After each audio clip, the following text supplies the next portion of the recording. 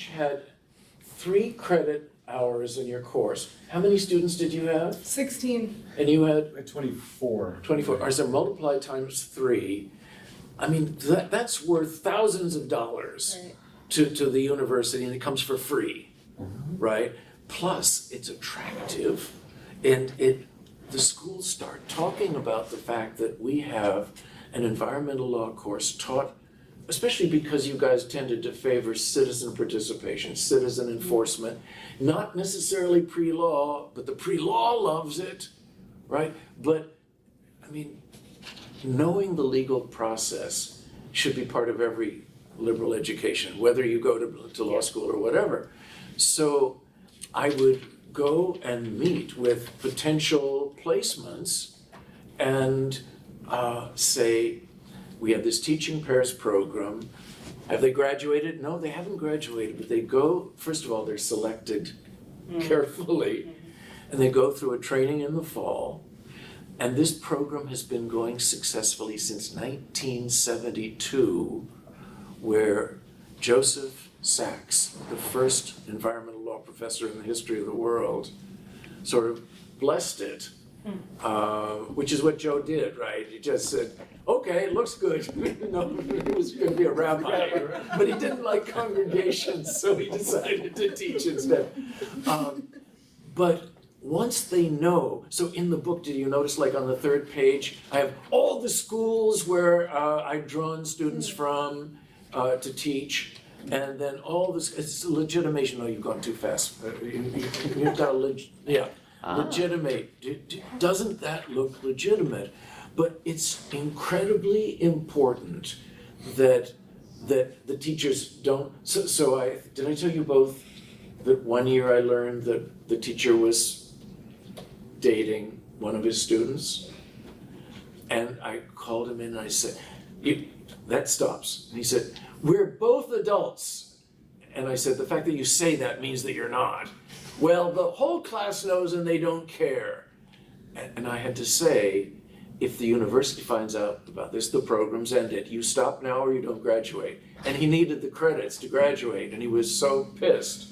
He's one of 3 people who said they wish, out of 300, wish they hadn't done it. But can you imagine? So in the interview that we go through, that's one of the things. You cannot date your students. Hi, I'm Zig. We've met. I actually was one of your teachers Tell me. back in 2000. Oh my God. 2001. Well, you know, I'm 80 years old, so I don't remember anything that. Well, it is quite a while ago, yeah. So So I thought I'd come down and say hi thank this you way. so much. My hope is that other law schools will think of this, first of all, when the students hear about what you've done. And did you know you had faculty status? I don't think I emphasized that. At BC. Yeah. You were an instructor at law, sound Oh, at law. an instructor at law with faculty status. That was the appointment. Okay. I'll give you a Who certificate. knew? Well, no, but I I would have thought I was in political science, actually, because we were teaching in political no, science. no, exactly. Yeah. But the college, arts and sciences colleges said, in order to get this free course, if you're sure that it's going to be a real course.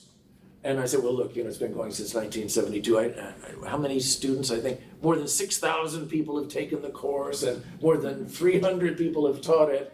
Then they say, all right, but you have to give them faculty status.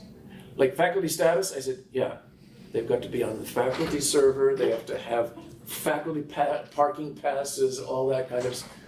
What, you had a parking pass? You had... Fancy ID card, free printing. If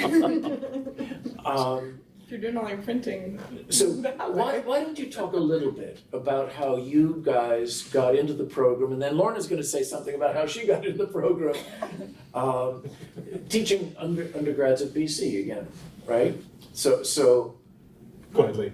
Well, Professor Potter, who Zig, come on. I know, I call him Zig, came into my torts class. I had just started law school, and my torts professor was like, and this is Zig, he argued TVAV Hill, and I wrote in my margin, look up TVAV Hill.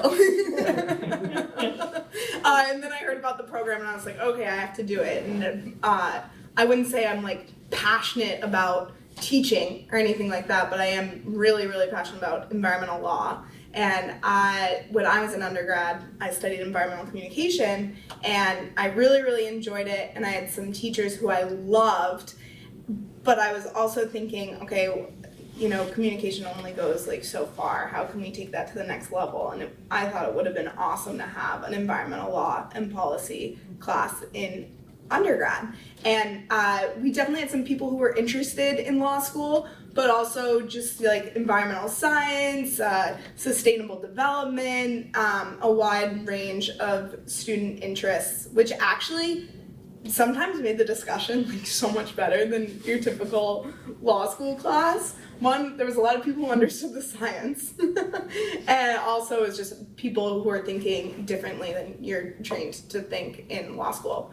So, yeah, then I applied and interviewed with Zig, and he tries to scare you in the interview because that's how it's a selective process. You know, they have to really want it, and then they won't have to come back after you've been scared in the interview.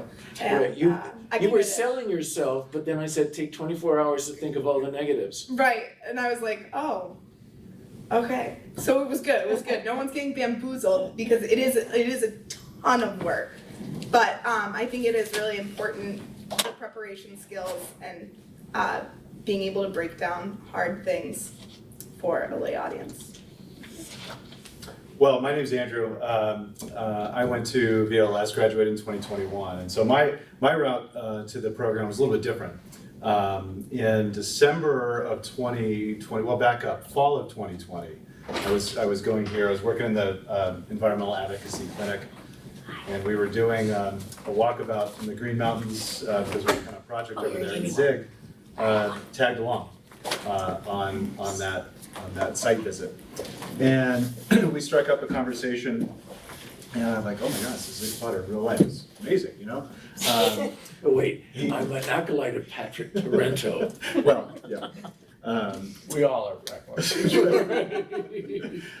So we parted ways, didn't think much about it, and in December I got a call, and he said, I think that there's an opportunity that you might be really interested in. And I said, what is it? And he gave me the spiel, and it was there was a lot to think about. He didn't mince words. It was going to be very challenging. And he said, you know, take 24 hours to think about it. And I told my wife, and you know, on top of everything else going on that third year of law school, it was going to be a heck of a lot of work. And she said, don't do it. And I said, I called him back and I said, I'm going to do it. And it was, honestly, it's the best decision I ever made. It was fantastic. A tremendous amount of work. It was entirely remote. This is the COVID time. Exactly. Yeah, entirely remote. We had my partner and I, who was at Harvard, but living in Seattle. We basically built the course from scratch in half the time, less than half the time than is normally done. You could speak better to that, but it was. We had 4 sections full, and the university said, oh my God, we have so many people, we want a 5th section. So I knew Andrew from the Green Mountains. I knew Noah because I'd interviewed him, and he said he's going to Seattle, and so we did a crash course.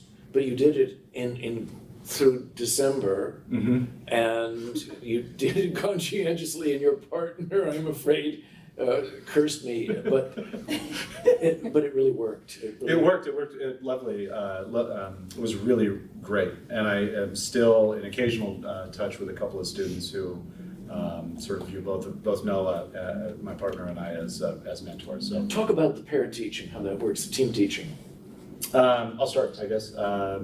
The team teaching, there's a lot of latitude given. So one of the things, what we chose to do was we developed the material together, but then the person who was assigned to do the class, and we would just alternate weeks basically, the person who was assigned to do the class would do the heavy lifting with the presentation materials and that kind of thing. But we cooked it up together, we did the syllabus together entirely, but then we would take kind of a back the person who was not on that week, so to speak, would take a little bit of a backseat on that particular week. So that's how Noah and I arranged it. We were always present for every single class, and we both participated in taught every class, but one person would generally take the lead. So I'm not sure how or Lorna did.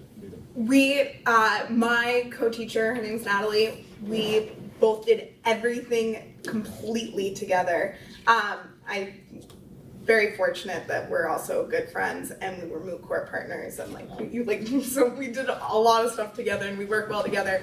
But she comes from a biology background, I come from a communications background, and the combination I think was really helpful to be able to relate to all of our students and also explain it in a way that everyone understood. And that was really great. But also just being able to teach in pairs is so awesome because you can lead the discussion, you can start the back and forth, you can offer the counter argument. Especially, I think now in the classroom, a lot of times in undergrad, people are afraid if they disagree, it might come off combative. But if we start and it's super civil, you're like, oh no, this is a space for me to actually ask a question or share an opinion that isn't inappropriate. It's just a different way of thinking.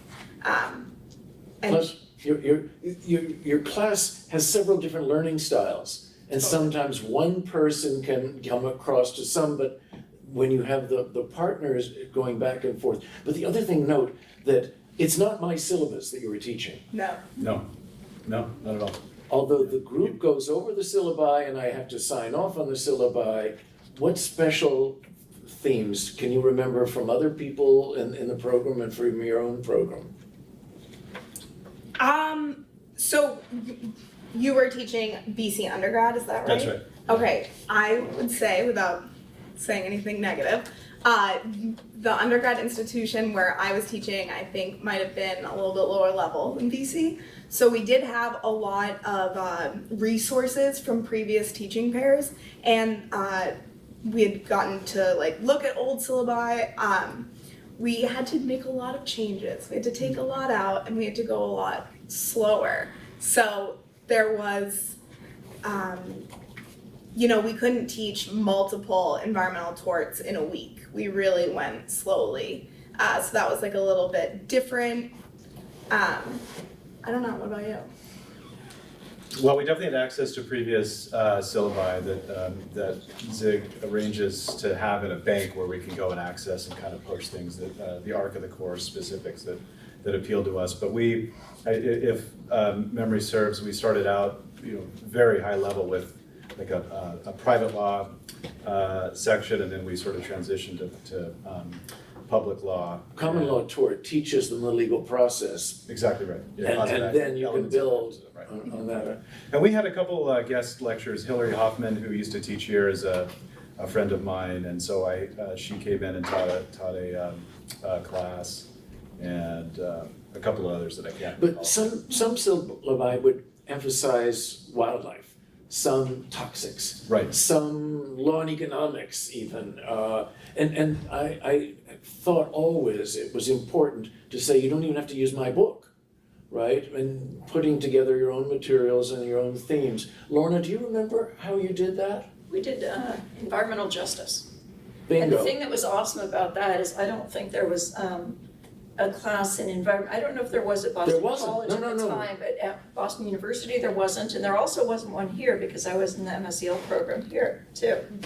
And so there was not an environmental justice course at the time, and my partner and I decided we wanted to do environmental justice, and the year was? it was 2000-2001 academic I'm year. gonna crow about this because I didn't realize that the environmental law teaching program was at this point of the spear for environmental justice. I mean, no, there wasn't a course anywhere in the Boston area Yeah. except for you.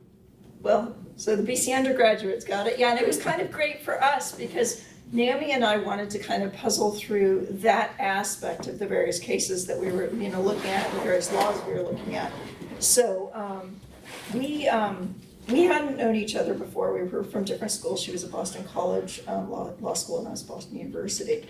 But we kind of went through the whole thing in advance and preparation, but also before every class, we got together about an hour and a half or 2 hours before class, and we kind of rehashed, okay, what's our strategy? How we had case studies for everything, and basically lots of exercises, and yeah. That was the theme that ran through it all, I DJ. love that example. There's a video that I did for Mercer Law School with two of the teachers. Did I show you that? Where one of the things that Joseph was talking about, Mizpah was supposed to lead again remotely, and it crashed. But the fact that they had worked together meant that Joseph was able then to carry the course. Team teaching has that extra function of safety. But so did we have Harvard people at your year as well? Typically, we in Boston were able to have people from all three schools. Let me do quickly. All right, so this is the validation where I have all of the different schools. Joseph Sachs, all right, let us just daven a little bit for Joseph Sachs. But I also, did you teach outside at all? Did you do an outside We class? didn't get to do an outside class. Did you? Of I course looked you at did. I was on my deck. We had the evening class, and no. Oh, all right. So I always loved having the outdoor class with photographs. Oh, those two got married. They didn't know each other. And they are now a product of the course. But this is the other thing. Your age was quite close to your class's age, and I think you were a little bit older. A little bit older. So, oops. Where are the teachers? Can you tell which are the teachers? Now, in a cliff, you have a hard time because they're all sideways. I can see them right there. Oh, Right on okay. the screen. Do you see? But the thing is, you had the authority of what you knew. Because you were talking knowingly, all right, this is a problem, this is a toxic dump in a neighborhood, and we're gonna talk about how you would go about finding remedies, and everything you said, the very first class, typically, I say, don't start talking about law, start talking about problems. And you talk about the problem, and then say, all right, now how can we bring the law into it? There's a secret that we're paying $50,000 for.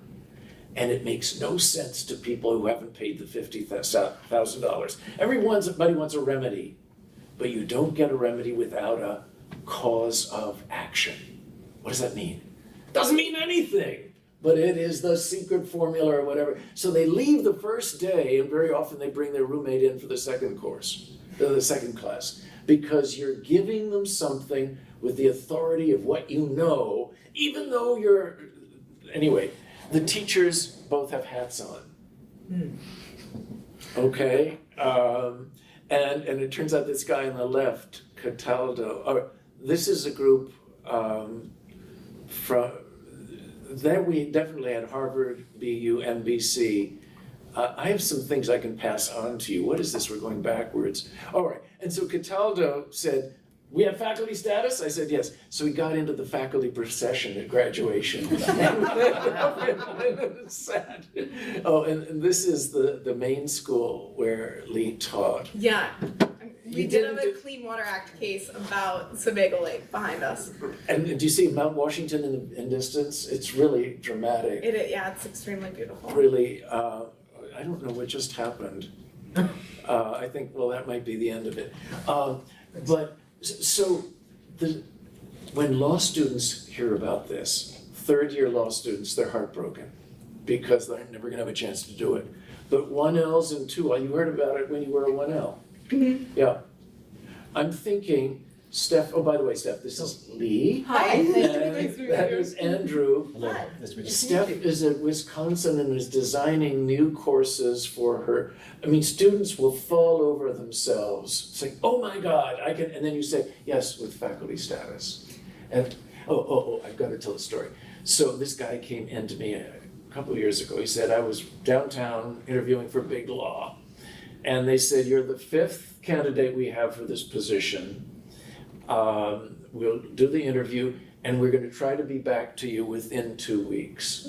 Okay, so they sat down and we're going through this, and then said, you know, we have a corporate client who has a toxics problem. Do you think you could get up to speed on that? And he said, I taught it last week. They said, what? Yeah, I taught it. You mean you were teaching us? No, I was the professor. What? And then he explained that he'd gone through Rigor and Tosca, and of course a bit of Superfund. And they walked out and they came, 4 minutes later he had the job. So it's not only for the 3 L's, it's sad, but for the 1 L's and the 2 L's, it's a skill, getting across to a group of people. It is, you get deeper into environmental law than you ever did when you were just a student. And it's this incredible credential that, because, especially if you're talking to attorneys, they've never heard of anything in their law school that was anything like this. I don't know, Lorna, how has it been? Have you talked about your teaching from time to time? Well, I, talked about this teaching. I think maybe when right after I graduated from law school, I wound up on the faculty of Boston University Law. So I went from being a student to being faculty within a year, I think. And this probably was part of that. My guess is you talked about it during your employment interview. Well, I was recruited by one of my former professors from BU to join the faculty, so to work on the legislative program. So yeah, Perfect. Environmental legislation was one of the legislative sections, so yeah. I mean, it's gotta be a credential that they've never seen before. But so the problem that I have is in trying to proselytize, I have to say that for me as a teacher, it is, I think, the best thing I do, and it's not backbreaking, because you guys immediately became my colleagues, which meant that when there was some crap administrative thing to do, I could say, you have to do it, right?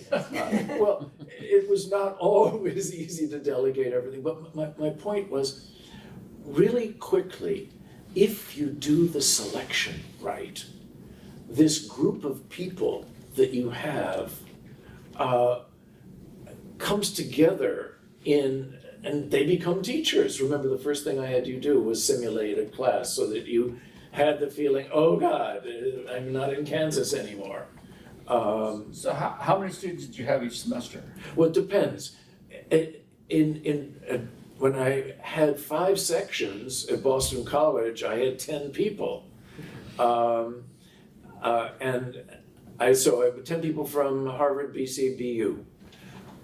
But in Maine, we have only 2 placements so far. So we only have 4 people, and my hope is that, because it turns out that South Maine Community College is clearly a target for us, plus the Unity College people want a section. So, but again, you have to be sure that you're getting people you can rely on to be your colleagues. Right. Because otherwise your job as a faculty, I don't know, what did I call myself? Facilitator, or sponsor, or super, but I of course had to sign your pass-fail. By the way, it has to be pass-fail.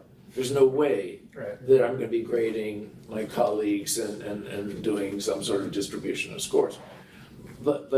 And also, I had to go to the placement schools and tell them that this was a legitimate program, that this stuff the thousands of undergrads have gotten it. The FTEs, 6,000 students, each of them getting 3, that's 18,000 FTEs. I don't know what that's worth, but it's probably way more than $100,000 in terms of tuition and stuff that's coming for free, right?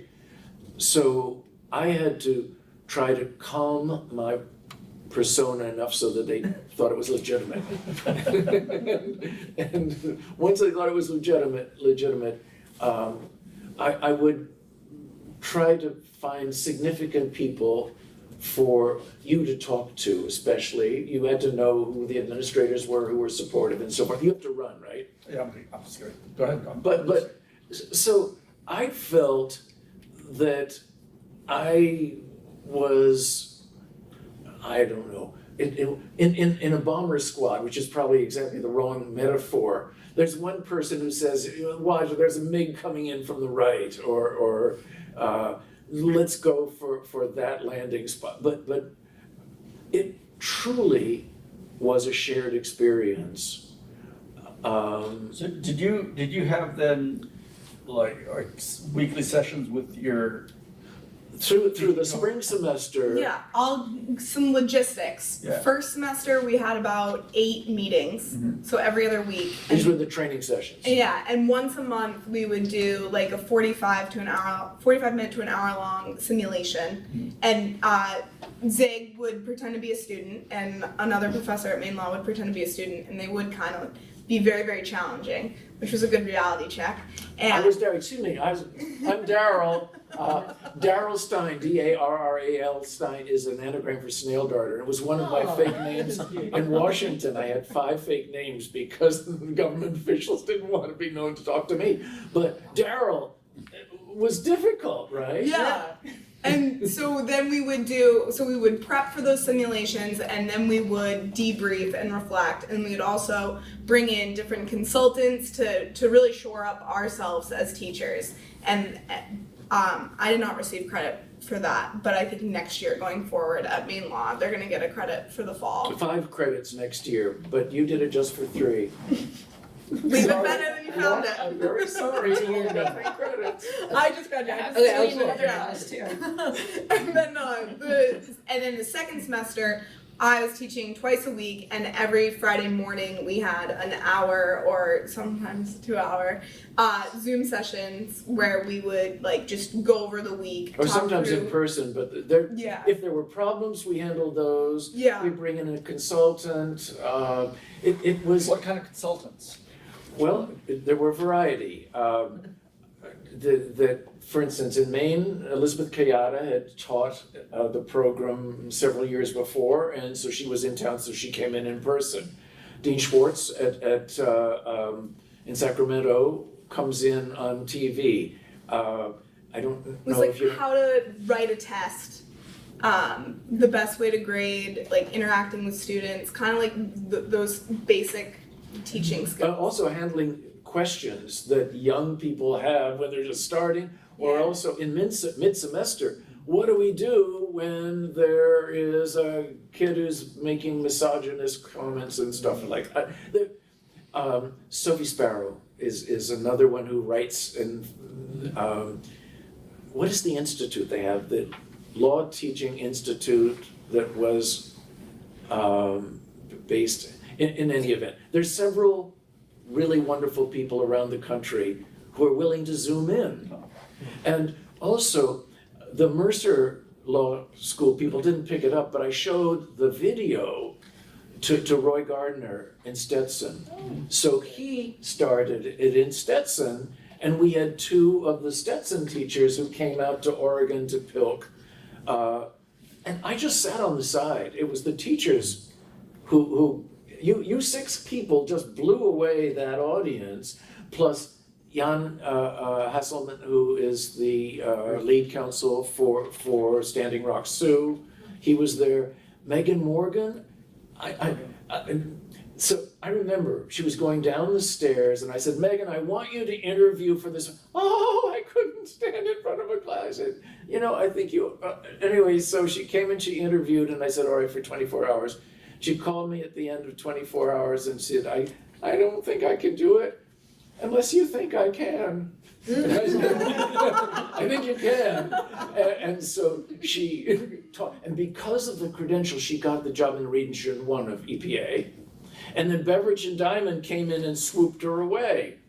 And then she called me and she said, I've been at B&D now for 4 years or whatever. And she said, I've loved it, but I've decided to go with a client. I said, are you sure that's a good idea? Because B&D is the biggest environmental She said, yeah, it's Amazon. I'm the environmental compliance officer. for Amazon Wireless. So she was there too, and she organized it much more than I did. With Jello shots, was that the way? Awesome. But you get this camaraderie. But they are teachers. They really become teachers, and so my job was often to quell, right? I was so carried by the groups. But when there are problems, you would call me and I would come in and handle So problems. what kind of problems would arise? ChatGPT. Um, AI. And of course, I think maybe, I can't say for sure, that in other classes you can definitely get away with some AI use and ChatGPT use. But if you're being asked to apply facts to specific elements that you've learned in class, ChatGPT wasn't in class and isn't really going to write the correct thing. So you can definitely tell when students used AI, but we were told from our host institution, like, without serious evidence, like, you really can't do anything about it. And I wasn't going to Is there die any, on that hill, but... I mean, and like, there's turnitin.com, right, which check for plagiarism, but that doesn't work for AI. It does do AI. It does do AI? They're getting better at it. We had a session, the other team had a different configuration, but that's an example of a problem that you don't answer once and for all. It's evolving. Yeah. But I thought it was really good because you are kind of like just dropped in a position of power and you are put on the spot to make calls. And I think that was a good experience to have before, you're writing essay questions and then boom, you're an attorney. There isn't really a transition. But I liked that this acted a little bit as a transition when you have to make tough calls about things. Varsity athletes who don't show up. And I would call the athletic department and saying, the university at BC, they really care about this. But it was sometimes hard, or someone said, a team says, one of our students had a mental breakdown. How do we handle that? So I typically would pull the group together. I wouldn't just say, here's the word from Zig, Right. because and So you kind of very often, collaborated, coming up with solutions. right, I mean, and very often it was in that discussion that you get two things I'd never thought of that came from two different people and end up solving the problem.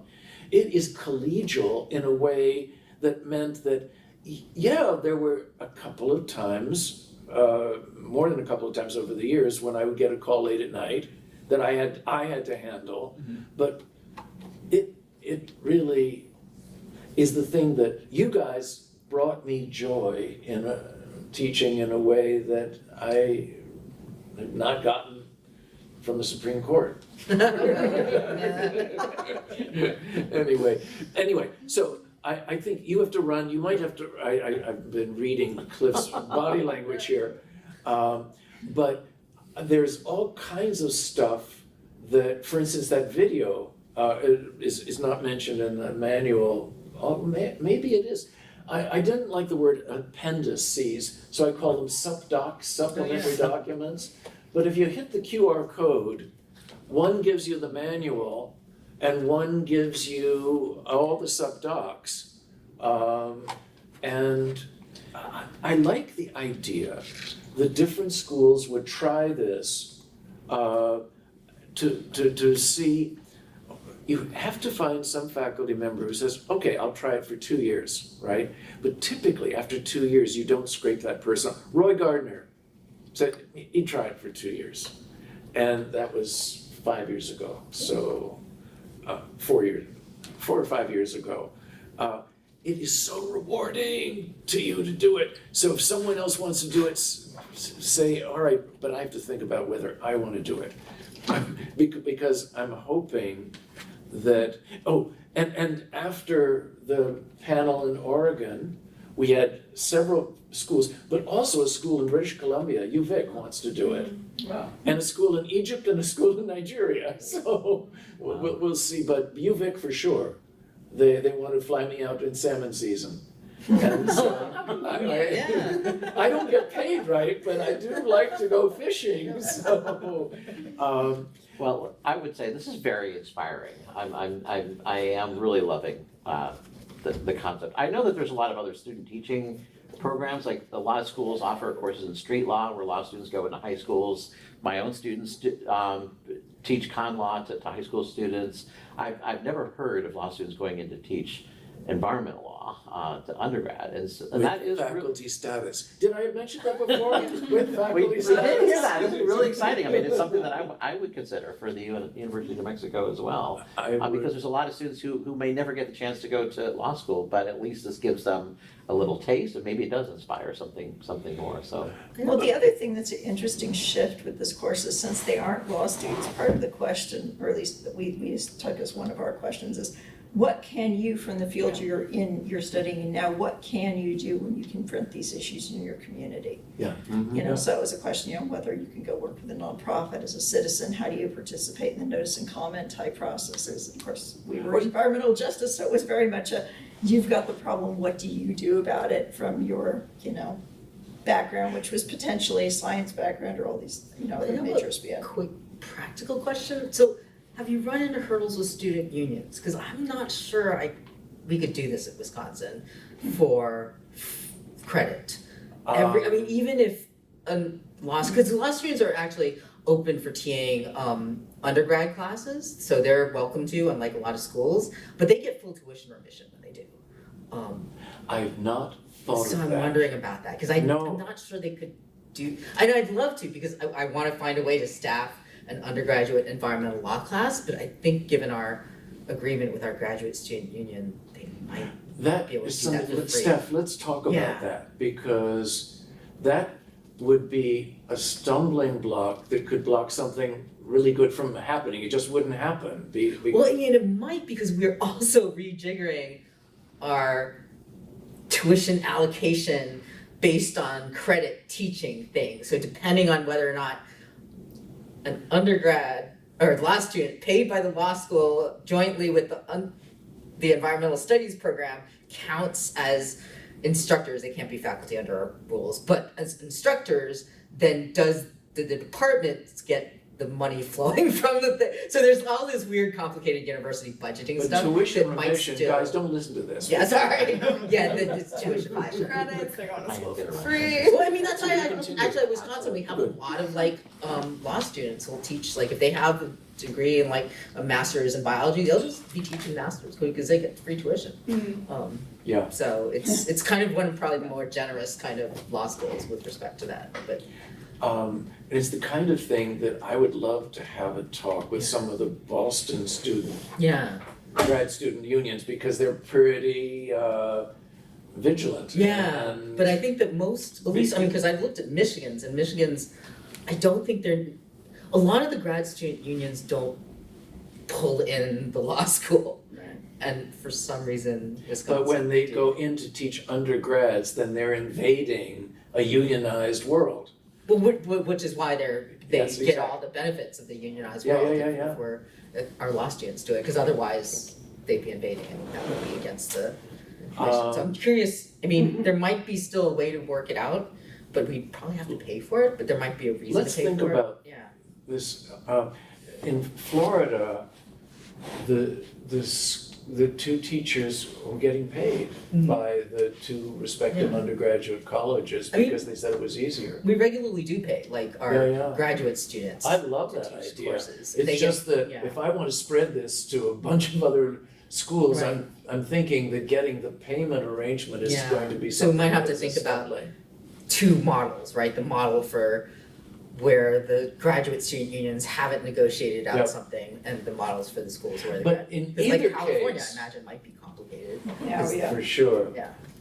But in either case, it's a wonderful experience for the Oh, it seemed wonderful. law teachers, and it is a wonderful experience for me, the faculty Yeah. advisor. No, I mean the grad students that are environmental studies program that have led capstone classes, and also we have a rule where if they're ABD, they can fully teach a class, Perfect, yeah. and they love it. Yeah. So I think I'm fully agreed. It's a great opportunity. Yeah. I think that just some schools with the unions.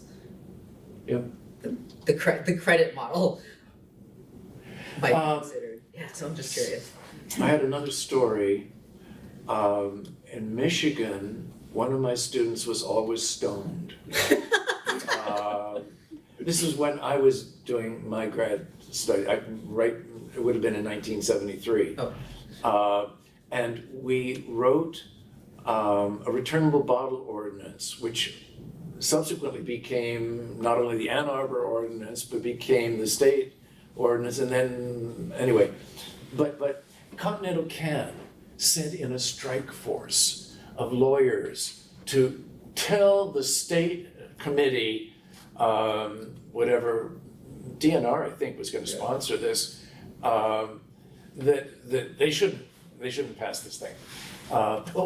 And so one of the things I taught my students was, because I'm very sophisticated in law, the lead attorney for the throwaway bottle lobby, his name was Mr. Lederer.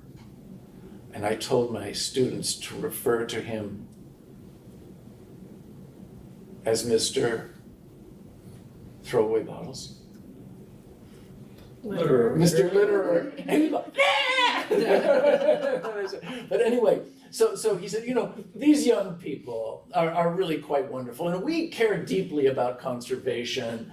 But in this case, they haven't told you, Mr. Chairman, that what they're proposing has already been preempted by, I think it's by federal law.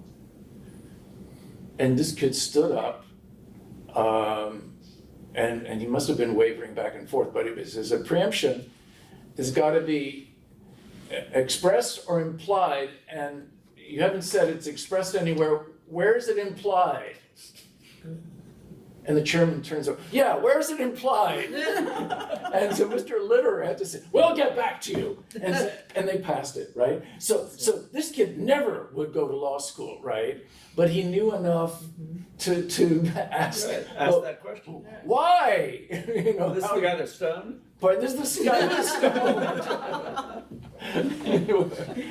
I was so pleased. I thought that was just an example of how citizens should know enough to be able to say why, right?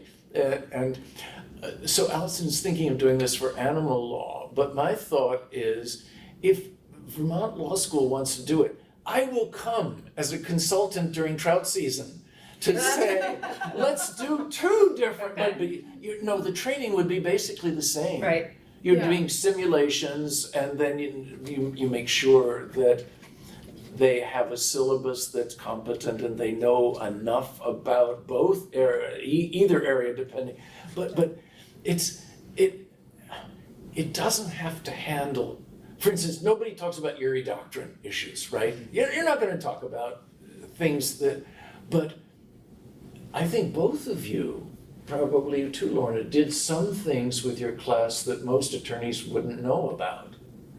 Petitions for rulemaking, for instance, most attorneys don't know that there is 553E and that you can shoehorn your way. I mean, We got pretty deep into CERCLA, and there are plenty of attorneys who are like, "Oh, super fun act." Right. But we Or our also students had a equitable pretty orders. decent takeaway.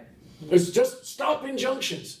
No, actually, you can have receiverships. You can do a variety. I mean, we had like 12 different equitable orders that most attorneys never heard of.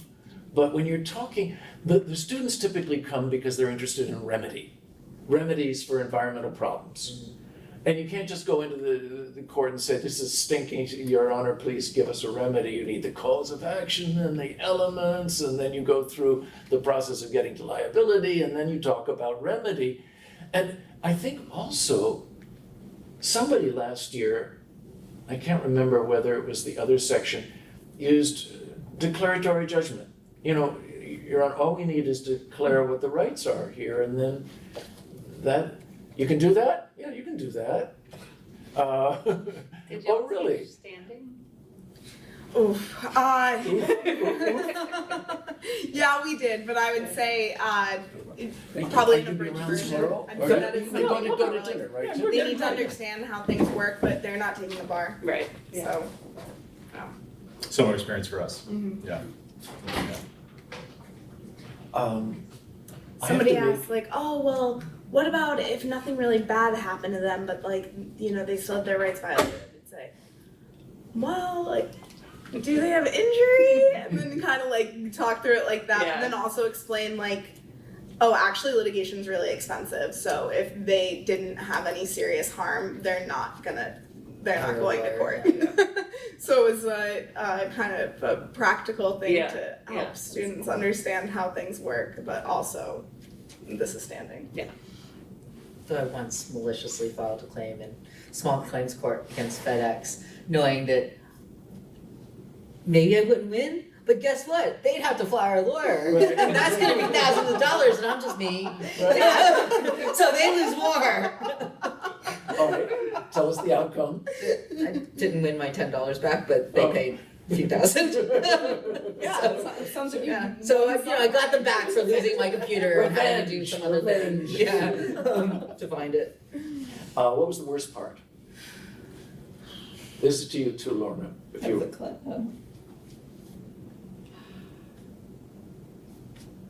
the you, taking the T all the way out to BC.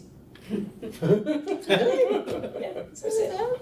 No, it wasn't bad. There was I can't think of Okay. the class except for taking the T out. There was kind of a hassle. I was gonna think grading. Yeah. Actually, grading was exciting yeah. because the students did so much better than you expected them to do. Okay. So it was like kind of awesome to see what what they'd randomly managed to learn Right.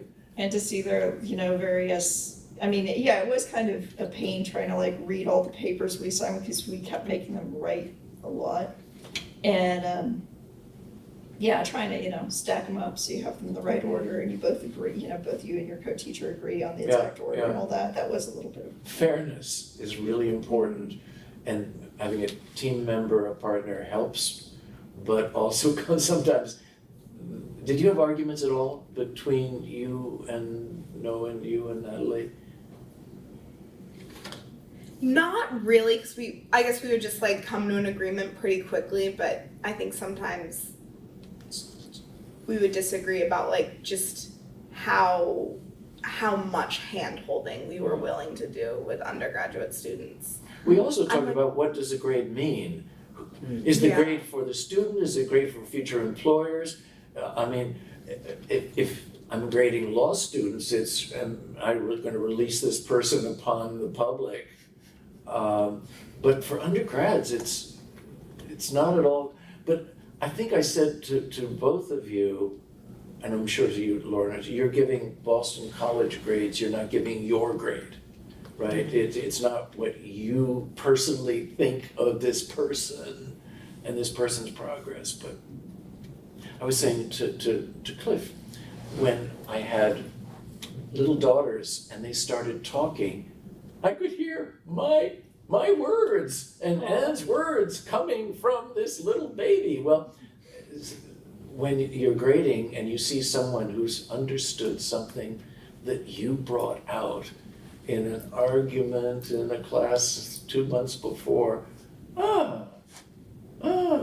So I mean, it really was collegial.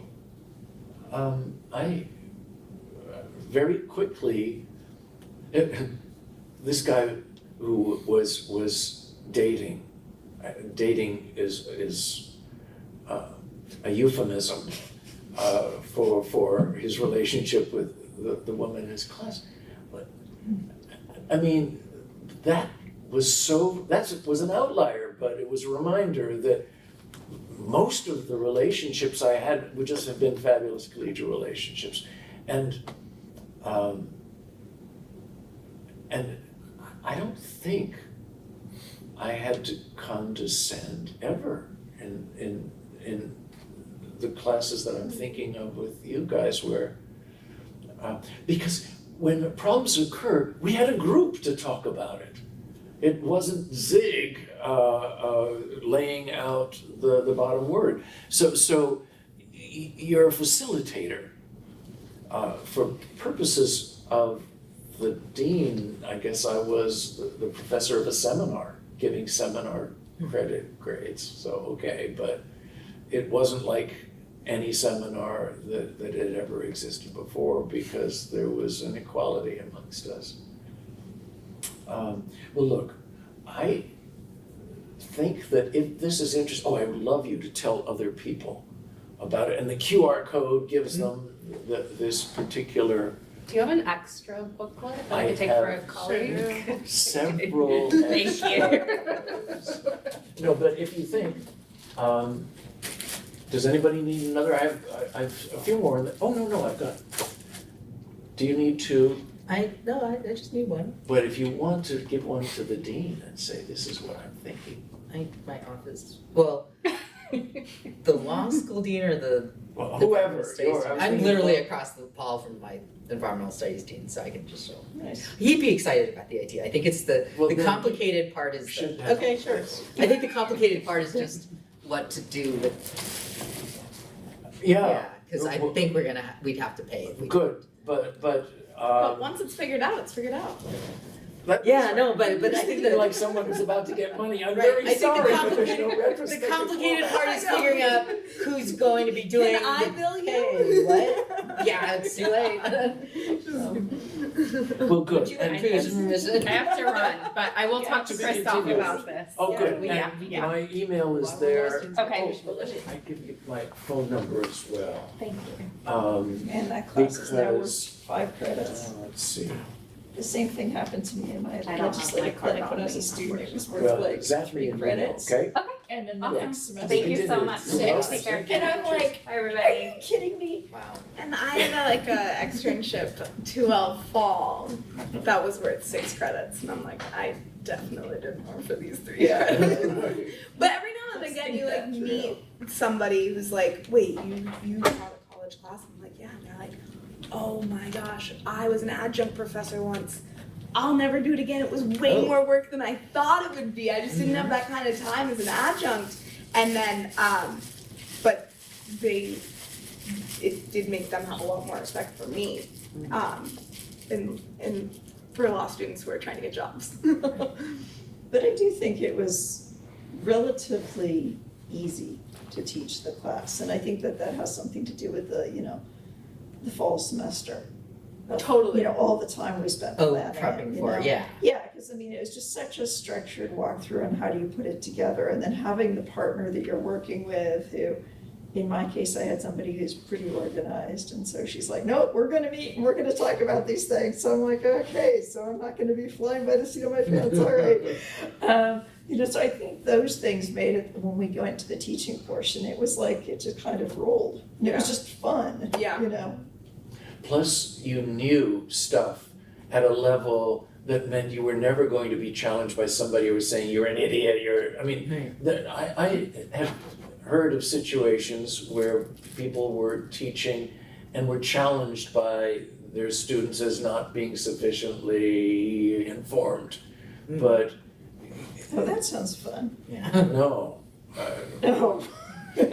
But It depends what you do to your student when they say. But that's never happened because even those whose parents are attorneys who think they know the legal process have no idea what a cause of action is.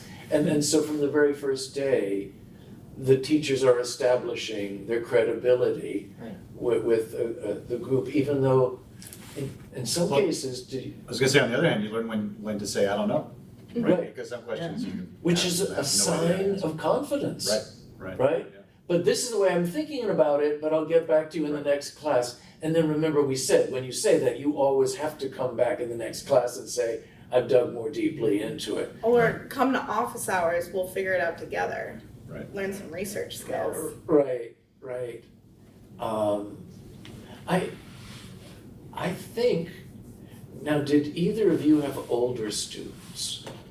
We've sometimes had students who were older than the teachers, but my point is that the same thing applies. The older person is there and is interested, but doesn't have a clue how the legal process works, and may be able to say, well, in one case, I was running a business and this happened, and now I'm understanding how would this, right. So that didn't throw the young teachers who had an older person who had had a business but didn't know any law.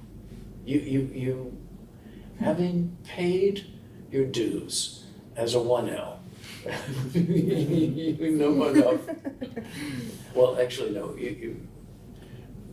I sometimes have rarely allowed a 2L. Alex worked, but she had been out in the world, she had done some kinds of teaching, and she was, but mostly 3Ls. You want someone who has really been steeped in it. So out of 300 people, I think I've had 5 2Ls in the course of all those years.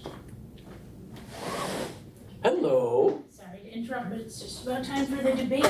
Oh dear. And where do we meet for Back this? at home base in Yates. Thank you so much, boss. Thank you.